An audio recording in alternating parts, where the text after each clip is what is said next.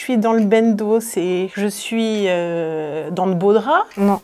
Ah. Bonjour à tous, c'est Karl et Baptiste pour redéfinir l'argot et vous expliquer en langage courant et soutenu les différents textes de rap. Véridique ou bien des pics. Il insinue qu'il va les tuer. Hein. Ziak véridique, Fruit Ninja. Ziak, c'est pas un prénom?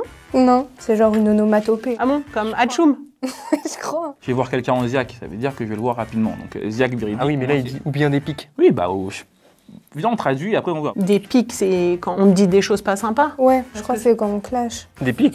Des pics ou des pics? Pics. Comment t'écris pic? Pic, PIC, un pic. T'écris un pic PIC? Moi j'ai joué à Pokémon, et dans Pokémon, il écrit pic, PIC. Ça fait 22 ans que t'écris un pic PIC, tu te fous de ma gueule? J'écris pas pic. Bah si, t'écris pic et t'écris PIC. PIC, Baptiste? Pic, pic, pic. Mais il se fout de ma gueule. Bah des pics. Bon, il va te faire foutre. Ou bien des pics, donc on peut dire, ou bien comme des méchancetés. Ouais. Dans la zone, on vend la drogue, ça fait TP, ça crie aha. Dans la zone, dans l'immeuble quoi. Ouais, dans le quartier. Ça fait TP, ça veut dire quoi? Péter? Ouais, je crois. Ça fait péter? Non, mais ça fait péter, genre ils se font cramer quoi. On vend la drogue, ça fait TP, ça fait temps plein. C'est vrai? Comment tu sais ça? Parce que je connais Sosomanes. Mais il y a écrit TP. Ouais. Ça crie aha. Alors, crier hara, c'est donc le cri qui était utilisé dans les cités par les guetteurs qui préviennent quand les policiers arrivent dans les cités. Donc, ils crient hara, hara, hara. Tout le monde se met à courir. Donc, c'est pour ça que du coup, ils disent ça crie hara. Alors ça crie aha, donc ça veut dire on prévient nos camarades. Police, arrivent. police. Oui, ils arrivent. Ils arrivent. Je suis dans le bendo, c'est pour que mes gars va. Bah, je suis dans le bendo, je suis dans de beaux draps. Non. Ah. Le bendo, ça vient, si vous voulez, des États-Unis. Il a été plus répandu à l'époque Tif Kif. Le bendo, c'est une trap house. Une trap house, c'est quoi? C'est une maison où ça fume, où il y a souvent des ventes de drogue, etc., En fait, il est chez lui. Je suis dans la rue, c'est pot. Et ça, c'est du verlan.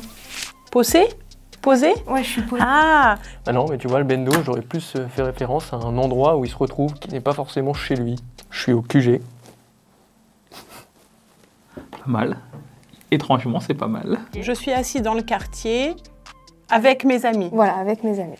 Bon. 10 kilos de somme cramé comme la cime. Alors, des kilos de seum, ça veut dire t'as la haine. Et la cime, c'est quoi?